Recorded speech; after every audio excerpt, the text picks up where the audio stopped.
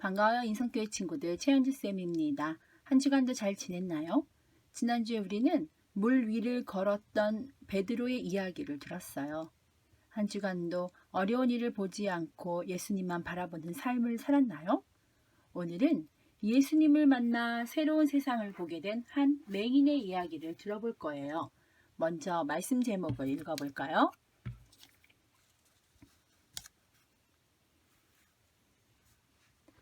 하나님의 능력을 보여주신 예수님. 본문 말씀을 함께 읽어보아요. 예수께서 대답하시되 이 사람이나 부모의 죄로 인한 것이 아니라 그에게서 하나님이 하시는 일을 나타내고자 하심이라. 요한복음 9장 3절 말씀. 아멘. 이 말씀은 앞을 보지 못하는 사람이 죄 때문에 벌을 받은 것이 아니라 하나님의 능력을 보여주시기 위함이라고 예수님께서 설명해 주시는 장면이랍니다.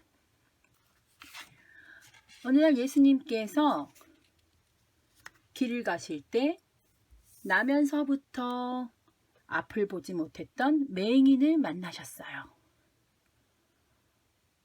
그는 할 수 있는 것이 아무것도 없었죠. 그저 앉아서 지나가는 사람들에게 구걸하면서 하루하루를 살 수밖에 없었어요. 무엇보다 속상한 것은 이렇게 맹인이 된 것은 나쁜 짓을 해서 벌을 받았다고 생각하는 사람들의 수군거림이었죠.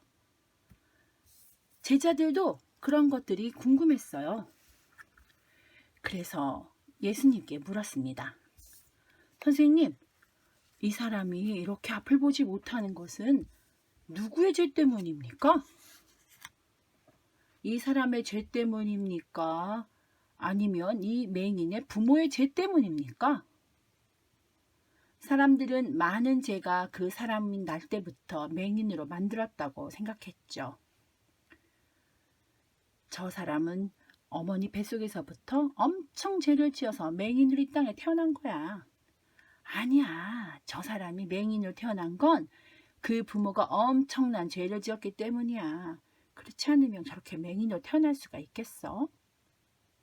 그러나 예수님은 이렇게 말씀하지 않으셨죠.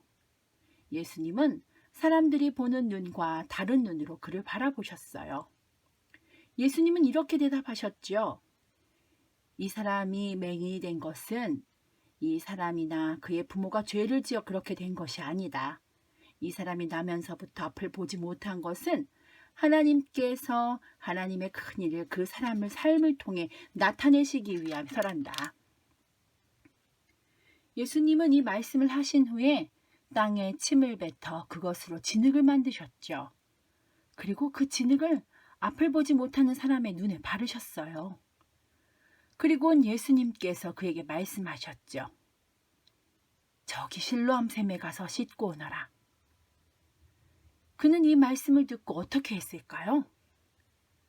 그는 예수님께서 자신이 맹인이 된 것은 자신의 죄 때문도 아니고 그 부모님의 죄 때문도 아니라고 하시면서 하나님이 하시는 일을 나타내시고자 하심이라는 말을 듣고 그 말씀에 순종했죠. 그는 곧바로 실로암 물가로 가서 씻었어요. 그러자 그는 바로 앞을 보게 되었죠. 친구들, 많은 사람들이 죄인이라고 손가락질하는 사람도 예수님을 만나자 하나님께 영광을 돌리는 사람이 되었어요. 우리는 어떤가요? 혹시 남에게 숨기고 싶은 부끄러운 것들은 있나요?